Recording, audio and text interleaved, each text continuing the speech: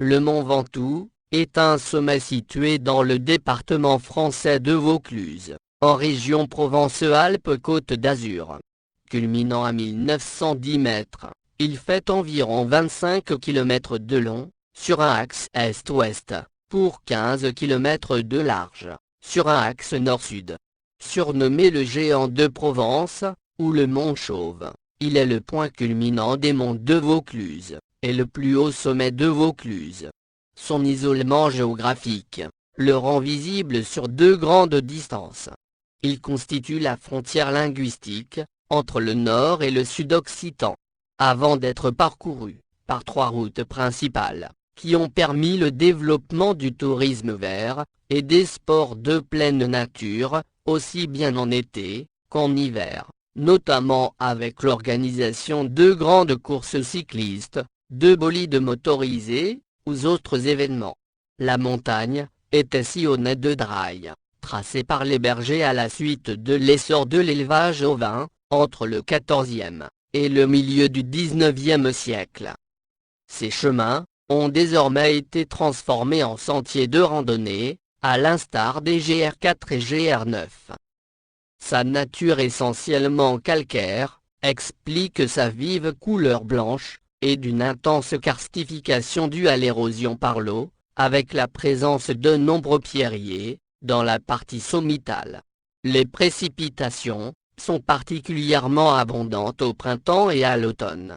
L'eau de pluie s'infiltre dans des galeries, et rejaillit au niveau de résurgence au débit variable, telle la fontaine de Vaucluse, ou la source du Gros-Eau. Le mont Ventoux est soumis à un régime méditerranéen dominant, responsable parfois l'été de températures caniculaires, mais l'altitude induit aussi une grande variété de climats, jusqu'au sommet à l'influence continentale de type montagnard, en passant par un climat tempéré à mi-pente. En outre, le vent peut être très violent, et le Mistral souffle pratiquement la moitié de l'année. Cette géomorphologie, et ce climat particulier, en font un site environnemental riche et fragile, constitué de nombreux étages de végétation, comme en témoigne son classement en réserve de biosphère, par l'UNESCO, et en site Natura 2000. Si des peuplements humains sont avérés, au niveau des piémonts durant la préhistoire, la première ascension documentée jusqu'au sommet aurait été réussie, le 26 avril 1336, par le poète Pétrarque, depuis Malocène, sur le versant nord. Il ouvre la voie, plus tard, à de nombreuses études à caractère scientifique. Par la suite, pendant près de 6 siècles, le mont Ventoux va être intensément déboisé, au profit des constructions navales à Toulon, des fabricants de charbon de bois, et des éleveurs ovins. Durant la Seconde Guerre mondiale, la montagne abrite le maquis Ventoux. Depuis 1966, le sommet est coiffé d'une tour d'observation, de plus de 40 mètres de haut, surmontée d'une antenne TDF. Alors que l'élevage ovin a presque disparu, l'apiculture, le maraîchage et la viticulture, la récolte des champignons parmi lesquels les sanguins et la truffe, ainsi que la culture de la lavande, sont toujours pratiquées. En raison de ces particularités, le mont Ventoux est une figure symbolique importante de la Provence, ayant alimenté récits oraux ou littéraires, et représentations picturales artistiques, ou cartographiques. Histoire, préhistoire et antiquité. Découverte paléontologique. L'ours brun du mont Ventoux. Le milieu karstique du mont Ventoux possède de nombreuses avennes.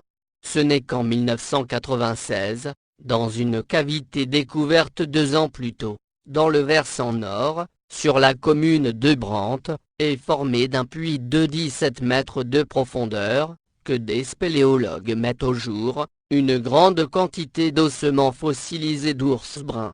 Leur présence est rare en Vaucluse, avec seulement 3 sites connus, contemporains de l'homme de Néandertal. Plus tard, c'est dans une dizaine des 17 avennes connues sur ce même versant, entre 1300 et 1600 mètres d'altitude, que le groupe spéléologique de Carpentras trouvera à nouveau les restes d'environ 500 ours, ce qui en fait un des gisements les plus importants d'Europe. Des études montrent que l'origine de cette espèce est balkanique, et que sa présence date du Pléistocène supérieur. Tous les indices donnent à penser, par ailleurs, que ces ours sont tombés naturellement, pour la plupart à la sortie de l'hibernation, dans ces véritables pièges naturels. La présence de l'homme à la même époque est également avérée, par le biais d'outils et de flèches, retrouvés dans les couches stratigraphiques. Les traces de charbon de bois montrent qu'il est depuis des siècles, à l'origine des premiers déboisements, afin de développer le pastoralisme. Des restes de nombreuses espèces associées ont aussi été trouvés, fouines au néolithique, chamois à l'âge du bronze, carnivores, ongulés, insectivores, rongeurs, chiroptères, oiseaux, preuve d'une grande diversité biologique. La présence de l'ours brun en Vaucluse est avérée jusqu'au XXe siècle. Les trompettes du Ventoux. Une grande quantité de fragments de poterie a été mise au jour au sommet du mont Ventoux, lors du creusement des fondations de l'observatoire météorologique. Une reconstitution a permis d'identifier des embouchures, des pavillons et des formes semi-circulaires, et de déterminer que ceux-ci provenaient de trompettes en terre cuite. Le docteur Hyacinthe Chaubeau, qui a rendu compte de cette découverte et en a fait la description, explique que ce dépôt votif a été fait par une antique civilisation pastorale, pour conjurer les effets du maître vent, surnom donné en Provence, au Mistral. Il note que ces trompettes possédaient 2 anses trouées, leur permettant de glisser une lanière, pour être portées à l'épaule. C'est la première trace d'une occupation humaine temporaire du sommet du Ventoux. Moyen Âge. La première ascension relatée serait celle entreprise le 26 avril 1336, par le poète humaniste italien Pétrarque, qui décrit le panorama extraordinaire offert depuis le sommet. Cependant, la lettre du récit, probablement antidatée, n'aurait été écrite qu'en 1352, ou 1353, et la date aurait été choisie symboliquement. En effet, le 26 avril du calendrier julien correspond au 9 mai du calendrier grégorien, et au XIVe siècle, l'Europe est au début du petit âge glaciaire, ce qui fait que le mont Ventoux était certainement encore enneigé. Par ailleurs, il semblerait que Pétrarque ait été devancé au sommet quelques années auparavant, vers 1334, par le philosophe français Jean Buridan. Pétrarque raconte en outre avoir rencontré un vieux pâtre vers le milieu de la montagne, qui lui dit avoir déjà fait pareille chose, 50 années plus tôt. Renaissance. Au XVe siècle, une chapelle dédiée à la Sainte Croix est construite au sommet, sur décision de Pierre Valletariis, évêque de Carpentras, et neveu du pape Sixte IV.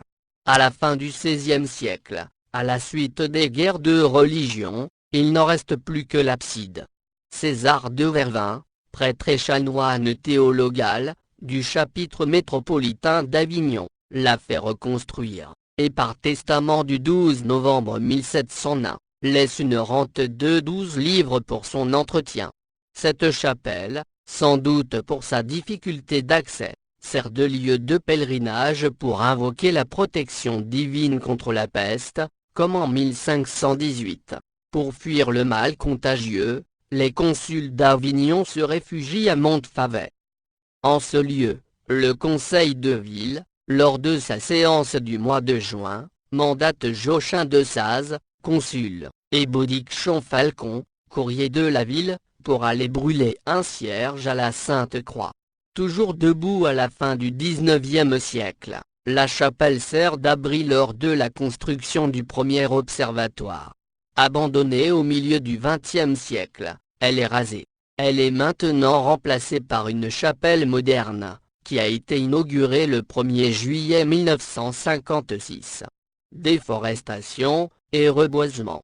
Si le reboisement du Ventoux est considéré comme une réussite exemplaire, c'est que la montagne a été pendant des siècles l'objet d'une déforestation intense. Les chantiers navals de Toulon, dès le XIIe siècle, utilisent les arbres qui poussent sur ces pentes. Cette ponction est aggravée, dès le 1er janvier 1250, par la généreuse donation faite par Barral des Baux, seigneur de Bédoin. Il cède, en pleine propriété, la montagne à la communauté des villageois. Cette cession va se révéler, au cours des siècles, une catastrophe pour la forêt. Surexploitée par des coupes claires, afin de permettre la pâture des troupeaux de moutons, seuls restent boisés au XIXe siècle, les lieux inaccessibles de Lubac, comme le Contrat, et les Cerfs-Gros. Une première prise de conscience, pour un nécessaire reboisement, a lieu en 1840, au niveau municipal. Mais le maire est mis en minorité par ses conseillers, généralement gros propriétaires de troupeaux. Reboisement du massif le long de la route au départ de Bédoin. Il faut attendre 1858, pour que Jean-Charles Ayrault, le nouveau maire, avec l'aide de François Tichadou, inspecteur des eaux et forêts, dans le cadre de vastes travaux appelés restauration des terrains de montagne, retourne la situation. Les deux hommes proposent de planter massivement des chênes truffiers, ce qui est accepté dans l'enthousiasme. Aussi, entre 1860 et 1890, les nouvelles truffières de Bédoin approvisionnent le marché de Carpentras, et assoient la réputation des truffes du Ventoux. Des essences locales sont aussi utilisées, notamment le hêtre, le pin, mais aussi des espèces exotiques, comme le pin noir d'Autriche, qui s'acclimate très bien. Mais l'essence la plus importante du second volet du reboisement est le cèdre de l'Atlas, dont l'implantation va constituer la première cédraie de France. Ensemencée entre 1862 et 1865, à partir de cônes importés de l'Atlas algérien, elle couvre 60 hectares, entre 800 et 1000 mètres d'altitude. Pour reconstituer la forêt, et en particulier la cédraie, de nouvelles plantations sont effectuées à partir de 1922. Cette essence couvre aujourd'hui 2000 hectares, et se régénère naturellement, grâce à la dissémination des graines par le vent. Depuis, entre Sault et le chalet Rinard, de nouvelles espèces de sapins ont été acclimatées, dont le sapin de Céphalonie, le sapin de Nordman et le sapin d'Andalousie. Elle participe à la grande diversité des essences du massif. Avec la signature de l'armistice par le maréchal Pétain, chef de l'État français, avec l'occupant allemand, cette politique de reboisement est remise en cause en raison des restrictions qui s'ensuivent. Le massif redevient une zone intense d'exploitation forestière, pour fournir en bois les gazogènes. Charbonnière du Ventoux. Au même niveau que le pastoralisme, la production de charbon de bois, une activité traditionnelle, a largement participé au déboisement. Les charbonniers se sont installés dans le massif dès le Moyen Âge. Leur activité est telle, qu'en 1549, les États du Comtat s'alarment du déboisement. Cette pratique étant généralisée en France, une ordonnance royale tente d'y mettre fin en 1635. Elle n'a aucun effet dans le Comtat venessin. Le résultat attendu de cette surexploitation arrive en 1838, il ne reste plus un seul arbre sur les pentes du Ventoux, entre 500 et 1000 mètres d'altitude. Les charbonniers désertent le secteur, et s'en vont travailler dans les monts de Vaucluse. Pour construire une meule, ou charbonnière, il fallait utiliser entre 10 et 50 tonnes de bois, provenant essentiellement du hêtre, et du chêne blanc ou vert. Leurs troncs étaient étagés autour d'une cheminée centrale, et cette demi-sphère, recouverte de terre humide et de feuillage, pour en assurer l'étanchéité. La combustion était maîtrisée par le charbonnier, grâce au percement de trous d'évent, dans le revêtement terreux. Au bout de quelques jours, avait lieu le défournement, 5 tonnes de bois avaient fourni 1 tonne de charbon. La reconstitution d'une charbonnière a été réalisée sur le territoire de la commune de Ville-sur-Auzon, et au sud du hameau de la Gabelle. Un sentier découverte permet de visiter une vingtaine de plateformes, utilisées jadis par les charbonniers. Glacière du Ventoux. Au XVIIe siècle, la fabrication par accumulation et tassement de neige dans des cavités, et l'exploitation des cubes de glace transformés durant l'été, est une activité importante permettant, entre autres choses, la fabrication des sorbets, ou la conservation des cadavres. Ce commerce, contrôlé par les vice-légats pontificaux, s'étend jusqu'à Avignon, Marseille et Montpellier. En 1724, l'historien Joseph Fornery indique que ce sont les habitants de Bédouin, durant l'hiver, qui font des magasins de neige dans la montagne, pour en faire ensuite un commerce considérable. Bien que sur le versant septentrional se retrouve la combe de la Glacière, c'est sur le versant méridional que cette pratique est la plus répandue, grâce à la facilité du transport vers la plaine comtadine.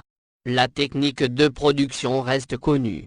Durant tout l'hiver, des hommes chaudement vêtus de peau de bête partent à dos de mulet, entre la combe Fiole et le combe du Grand Clos, pour entasser de la neige fraîche, dans des fossés préparés à l'avance, puis la recouvrent de branchages et de feuilles, afin de la conserver. Quelques textes, provenant de la comptabilité des fermiers de la glace, donnent une idée de la production. En 1719, ce sont 22 tonnes qui parviennent à Montpellier, soit avec une perte estimée à 50%, 45 tonnes qui sont parties du Ventoux. Vers la fin du XVIIIe siècle, les fermiers reçoivent 6000 livres pour leur livraison, ce qui correspond à la vente de 1500 tonnes de glace.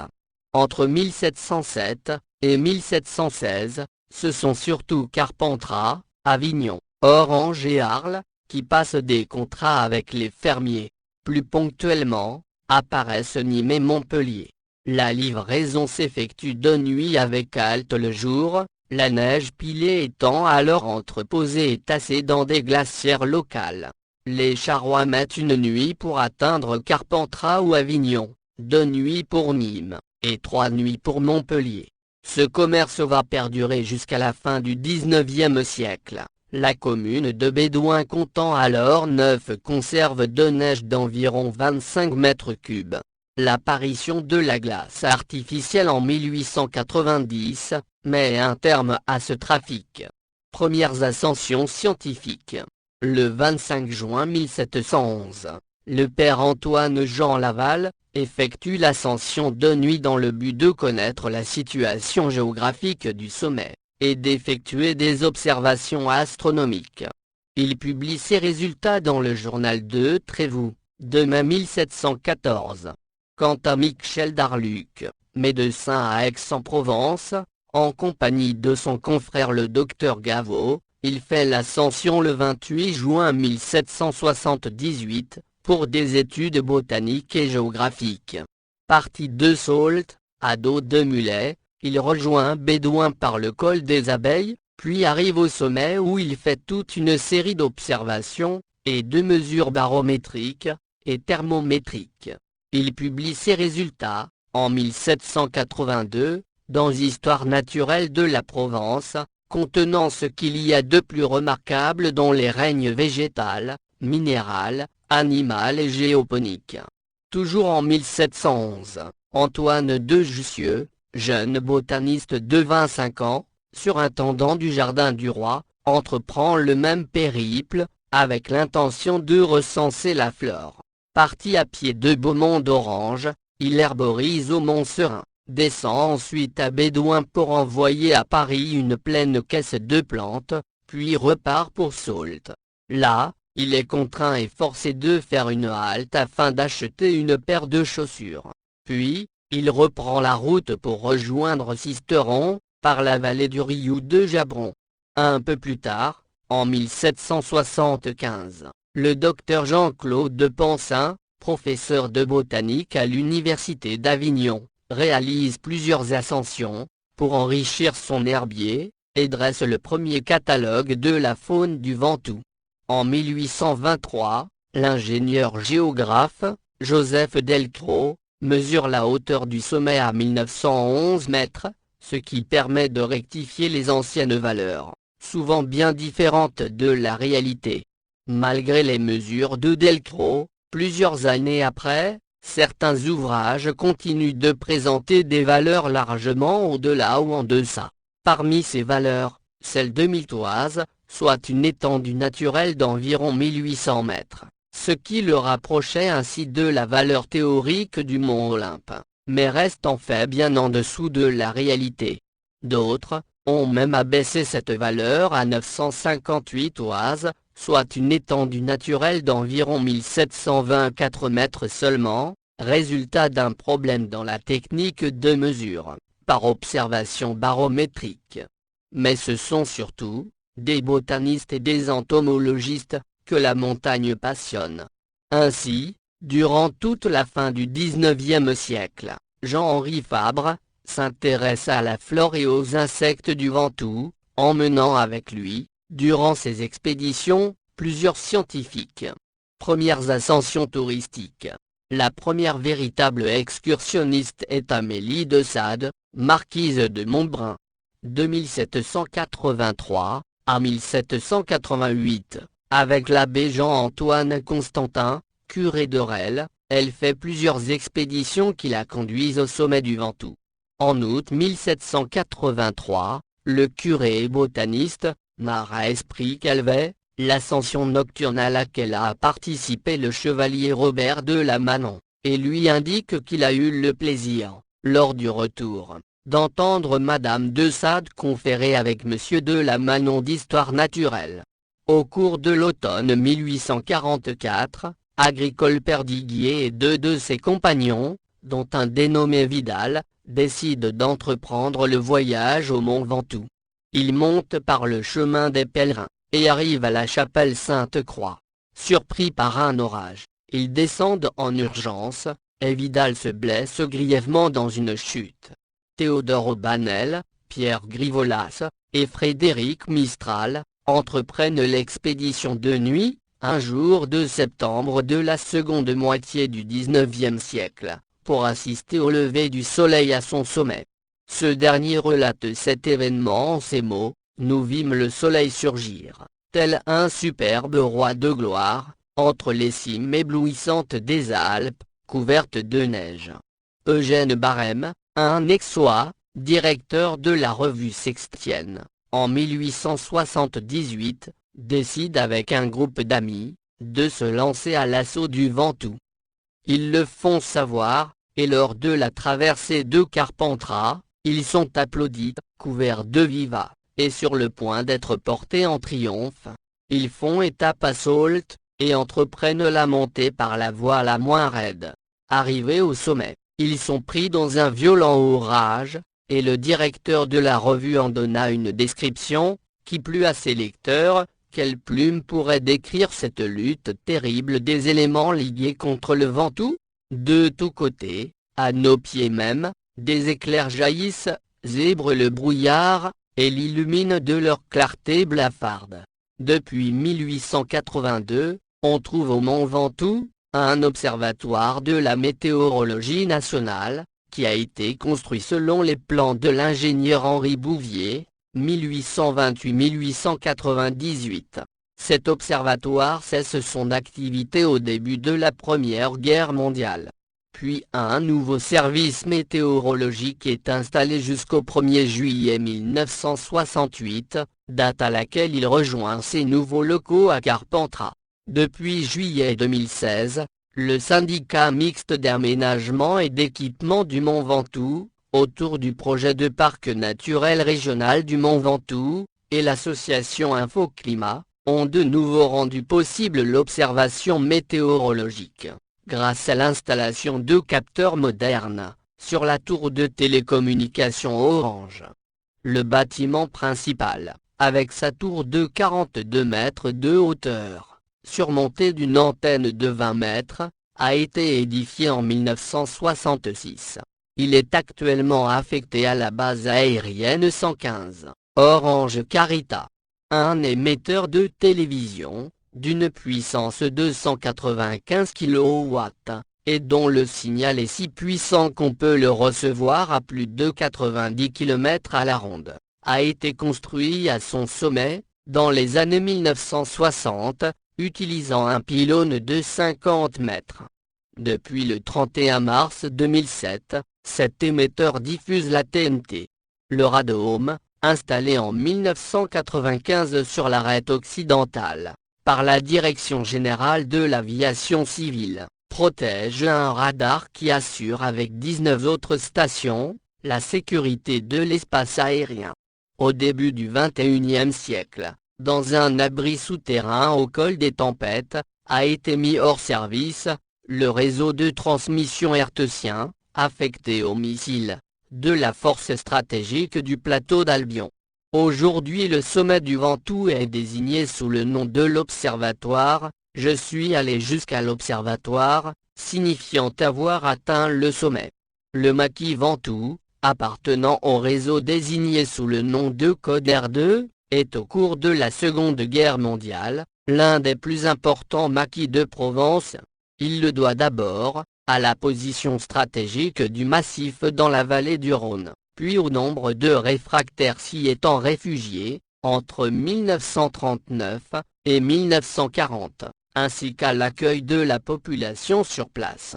Le 8 septembre 1943, la capitulation de l'Italie fasciste amène le retrait de Provence de sa 4e armée. Celle-ci laisse la place à la Wehrmacht. Sa première attaque contre le maquis Ventoux a lieu le 20 novembre, au sud du château de Javon, et elle est menée par des commandos de la division Brandenburg. Face à ces forces motorisées, les effectifs du maquis subissent de lourdes pertes.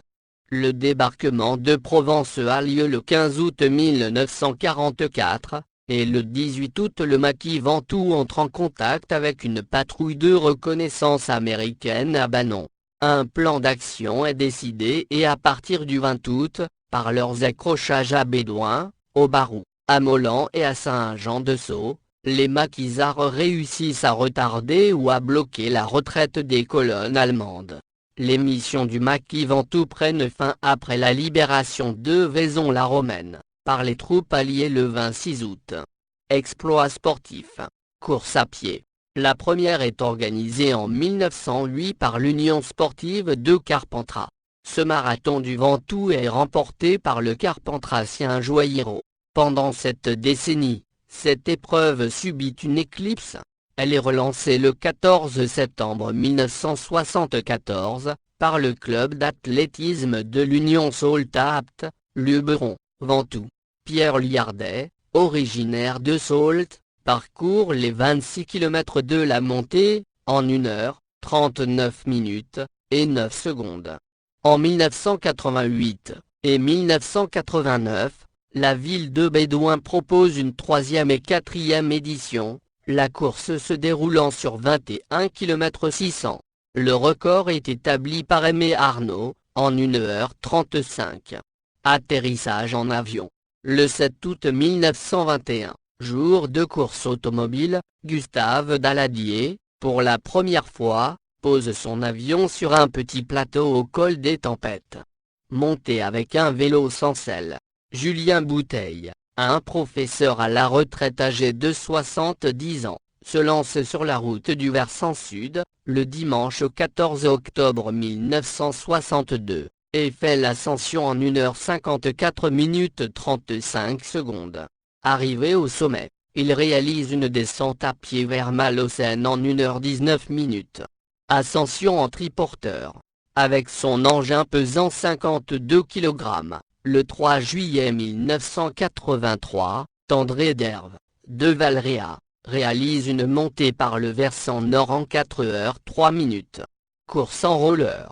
La première montée est réalisée en 2003, par Thibaut Dejean. Enthousiasmé, il fonde avec Cyril Labat, une section roller, au sein du PUC. L'année suivante, au cours du mois de juillet, Des dizaines de passionnés les rejoignent pour le premier roller Ventoux. Christophe Martinet est vainqueur en 1h49. Ce record est battu de 2 minutes, lors de l'édition du 30 juillet 2006, par Benoît Gamba, qui réalise une ascension, à 14 km/h de moyenne. Record de montée à vélo en 24 heures. Il existe sous deux versions.